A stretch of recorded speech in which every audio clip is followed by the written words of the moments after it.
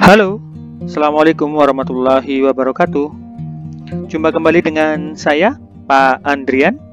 Seperti biasa dalam pembelajaran daring Bahasa Indonesia. Kali ini Pak Andrian berkesempatan lagi untuk menyampaikan materi pembelajaran daring Bahasa Indonesia dengan tema merancang pernyataan umum dan tahapan-tahapannya. Nah, teman-teman semua, kali ini Pak Andrian akan mencoba merancang atau menyampaikan rancangan pernyataan umum dan tahapan-tahapannya. Nah, materi ini berada di kelas 11. Jadi, video pembelajaran kali ini sebenarnya diperuntukkan untuk teman-teman semua yang berada di kelas 11, ya. Nah, kita lihat tujuan dari pembelajaran kita pada hari ini. Baik, yang pertama, siswa mampu mengungkapkan pernyataan umum dan tahapan-tahapan melakukan suatu kegiatan secara jelas, ya. Jadi, oh iya, Pak Andrian tadi lupa, ya. Tema di kelas 11 ini kita masih pada tema teks prosedur, ya teman-teman. Jadi ini adalah video yang kedua, sambungan dari video yang pertama atau video yang sudah pernah Pak Andrian sampaikan pada vlog Pak Andrian di channel Andrian Channel di video sebelumnya, ya. Nah, ini tujuannya pertama. Jadi, sekali lagi, siswa mampu mengungkapkan pernyataan umum dan tahapan-tahapan melakukan suatu kegiatan secara jelas.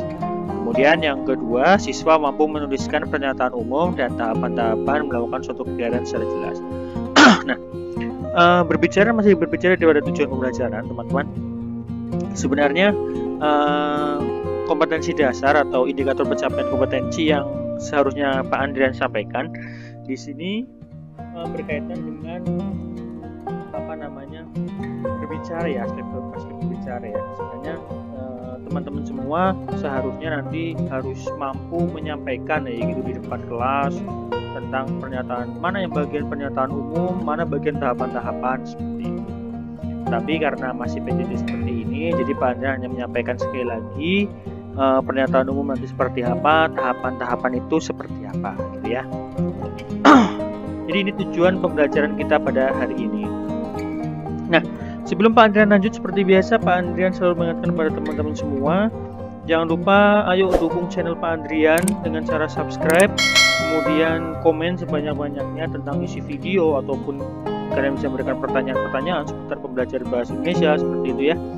Dan jangan lupa silakan share video ini kepada teman-teman yang lain, sehingga teman-teman yang lain juga mendapatkan ilmu yang sama seperti teman-teman semua, ya. Oke, kita lanjutkan atau kita masuk pada materinya. Kita lihat yang pertama, ya, nanti, ya. Mengungkapkan pernyataan umum dan tahapan-tahapan melakukan suatu kegiatan secara jelas. Nah, sebenarnya apa sih bagian pernyataan umum itu? Nah, ya, pernyataan umum itu sebenarnya adalah pernyataan yang berisikan tentang pengertian atau penjelasan kegiatan inti yang dilakukan.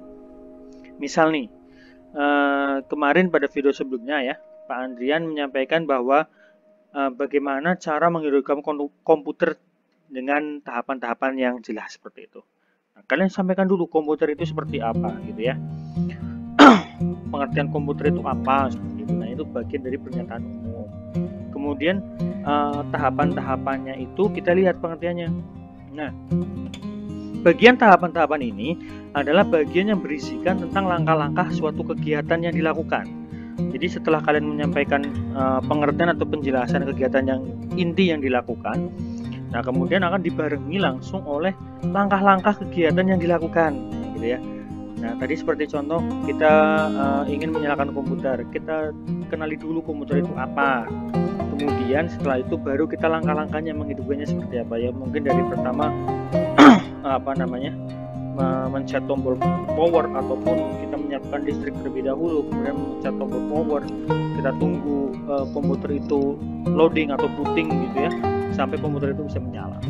Nah, itu adalah bagian dari pernyataan umum dan juga tahapan-tahapannya, ya. Jadi ini hanya sekedar mengingatkan kembali, ya. Nah, kita lihat.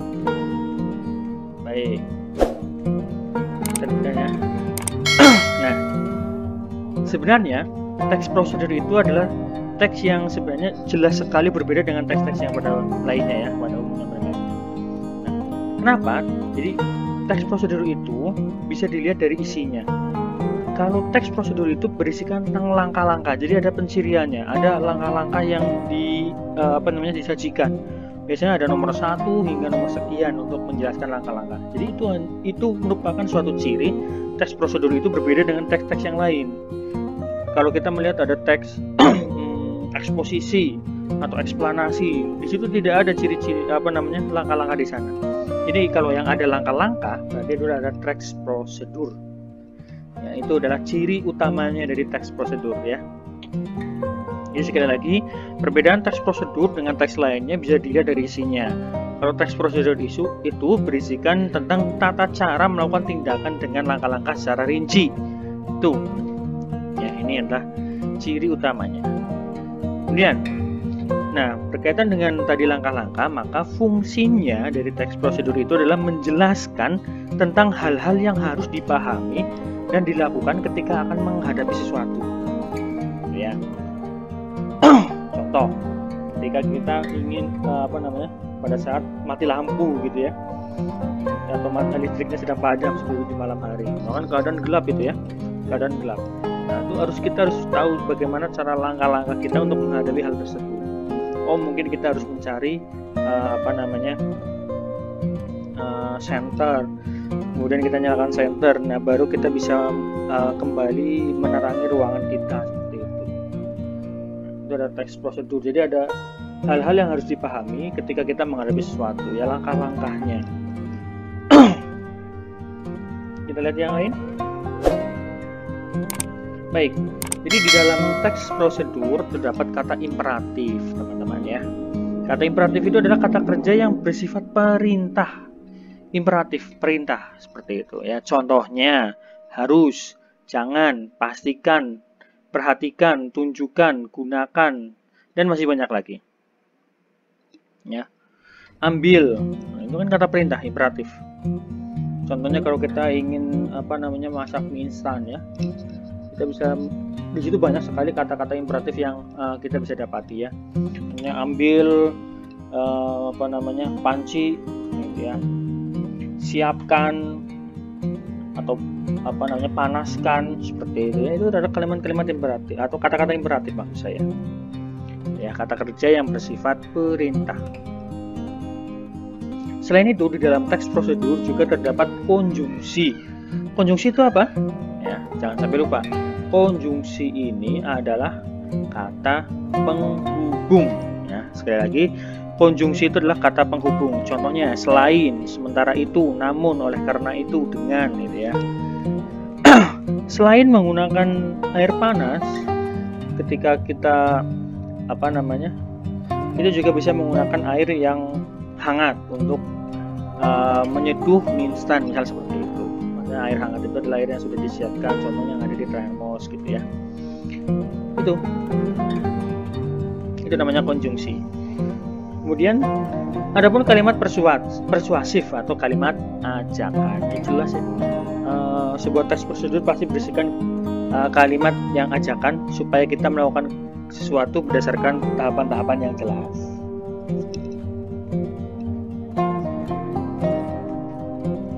Baik, kita lihat materi yang lain.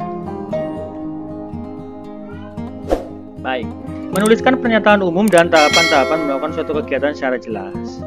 Kita langsung perhatikan contohnya ya teman-teman.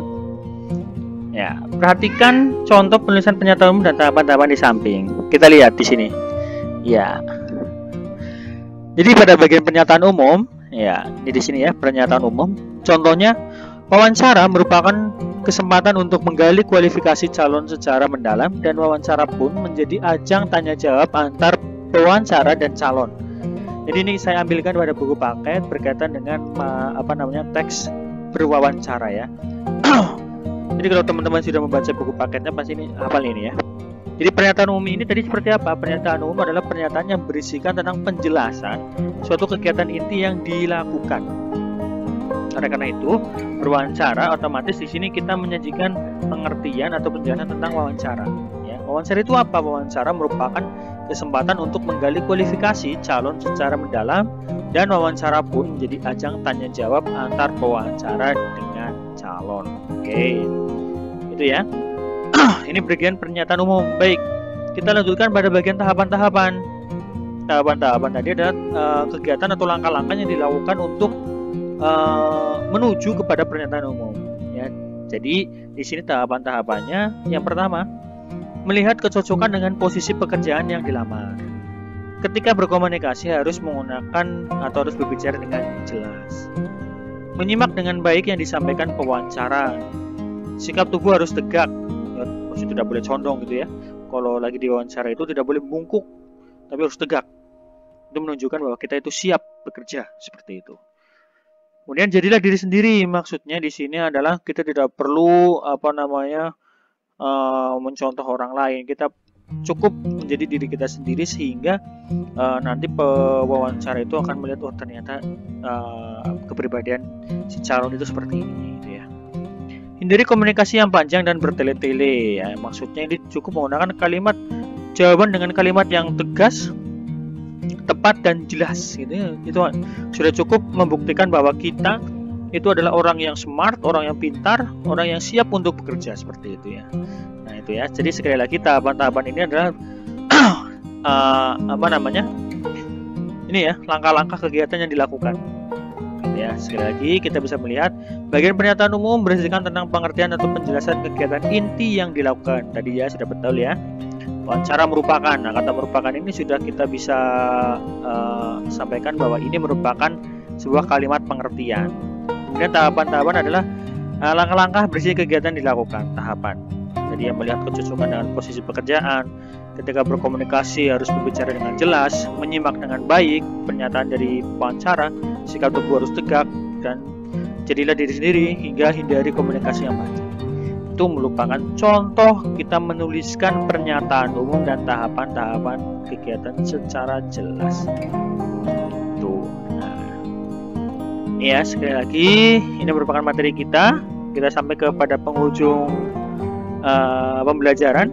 Jadi Pak Andian mengingatkan pada kalian semua, jika ada pertanyaan silakan tulis di kolom komentar sebanyak-banyaknya berkaitan dengan isi dari video ini, ataupun kira-kiranya ada hal yang kurang jelas sekiranya nanti kalian bisa sampaikan di kolom komentar. Kalian bisa tuliskan di situ pertanyaan-pertanyaan seputar isi video ini ya. Baik, terima kasih semuanya sudah menyaksikan video ini dengan penuh, tidak ada yang skip seperti itu ya. Tetap semangat belajar. Jangan lupa menjaga diri supaya kalian itu tetap sehat, ikuti protokol-protokol kesehatan dari pemerintah, dan juga tetap jaga jarak ya teman-teman.